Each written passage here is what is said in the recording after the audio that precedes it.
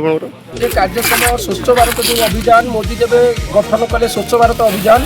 अस्तरंग block सबुज शाखा club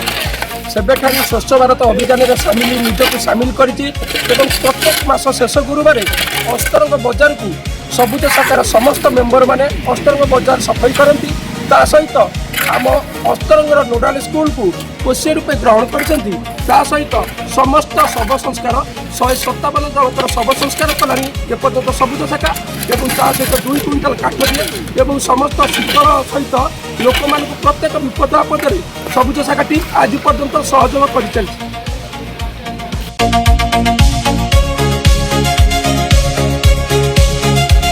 प्रथम आम बुधवार चिंता करूँ कि